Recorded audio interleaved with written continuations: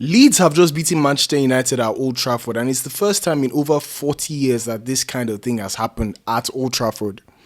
And I've been saying it for a while that I think Manchester United under Michael Carrick have been playing well, getting the results, but I've had my doubts over whether Michael Carrick should be the coach going forward. He has been appointed as the interim manager, so essentially every game up until the end of the season is an audition. I've been saying it for a while. And I've been saying that I think Manchester United should not look at only Carrick. They need to start looking for other options because the style of play, the tactics, I haven't seen it be that great. After the Manchester City game, after the Arsenal game, I think Manchester United have started to slow down and people are figuring them out. And also, I just don't think that they're playing the best football.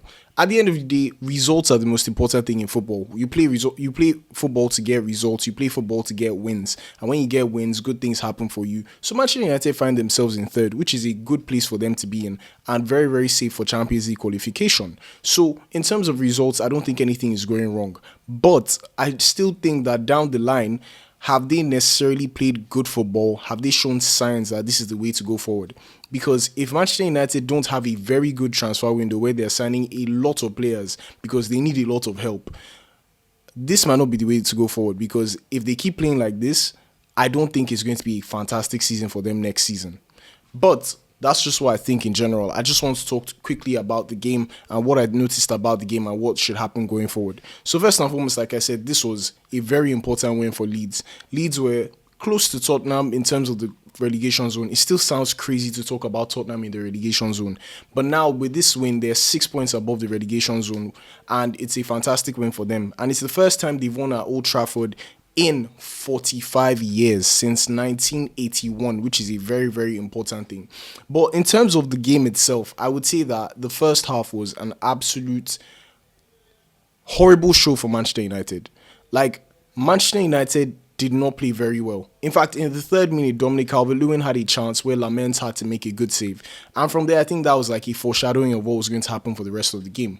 Leeds were looking like the sharper side. They were stronger, they were faster, they were quicker to get the ball, quicker to make decisions. They were first to every dead ball. They were just really good in general. They were really good in general, in my own opinion.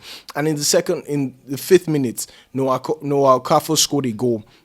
Good finish from him. I think Leny Yoro could have done better with that one. He was beaten, not necessarily beaten. He won the header, but it was not a firm header. It was not an assured header, and he went straight to Okafor, who made no mistake from the rebound. So I think it was a good goal for him. But ultimately, I think United were really struggling in terms of defending in this game. I'm stumbling on my words. But they were struggling in terms of defending in this game, especially in that first half, where Lamont had to make a number of saves. Like, he had to make a number of saves. And just a few moments later, around the 30th minute or so, Okafor scored his second goal. It came off Yoro. I think it was a bit unfortunate with the deflection because that made it very, very difficult or impossible for Lamont to make a save. But ultimately, when you look at how the game was going, Leeds had chance after chance after chance. They were attacking, they had space, they were attacking especially on the flanks as well. Some of their crosses were really good. And I think Leeds could have made this game they could have ended the game really early. I think they had chance after chance. Calvert-Lewin made a few chances that did not materialize into anything. There was a header he had when he was completely free. I think that happened once or twice in this game. So when I think about the whole game and how it went, I think Leeds were just not very clinical. And also you have to give credit to Lamont because he was very good in this one and he was able to get a number of saves, which is really good for him. But also I have to say that Tanaka was so great in this game. Like, he had a beautiful game.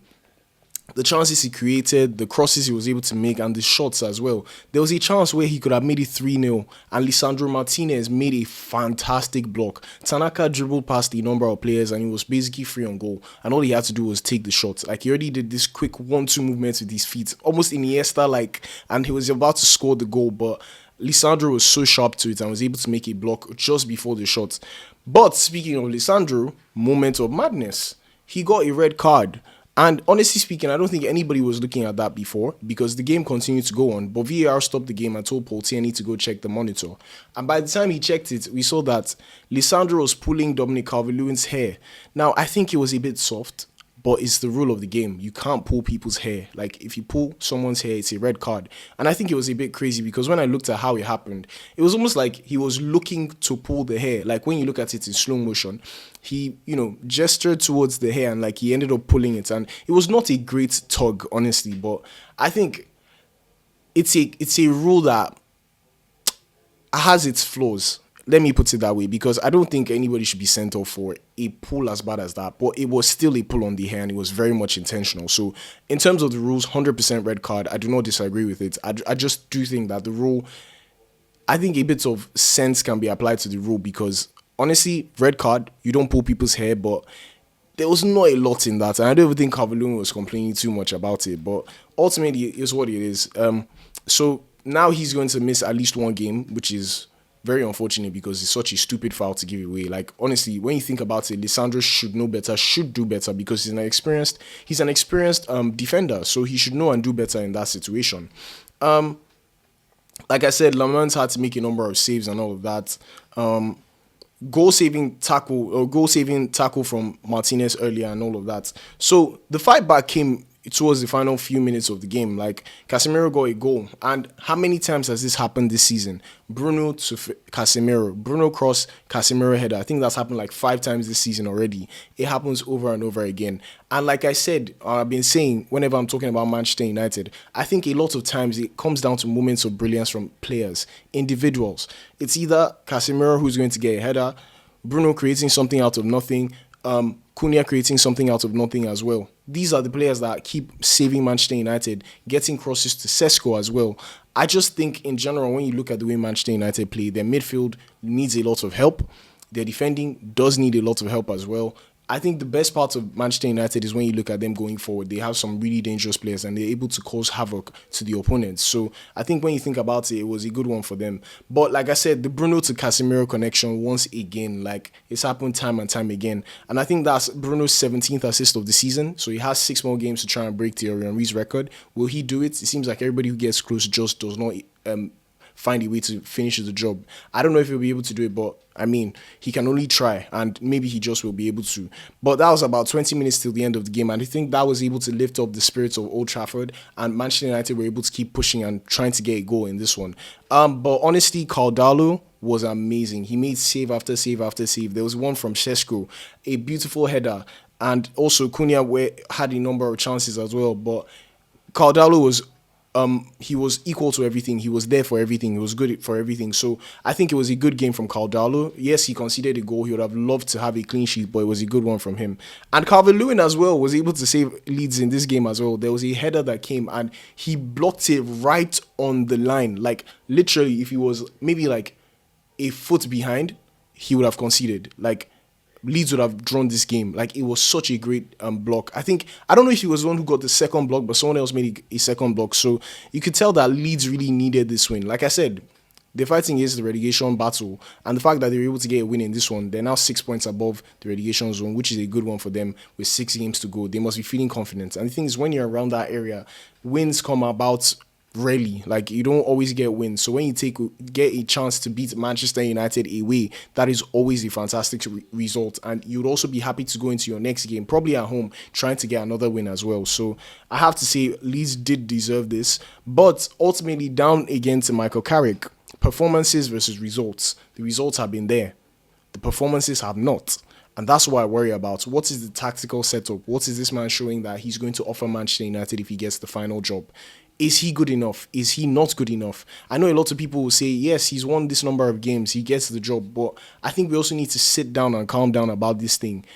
He's had 11 matches, right?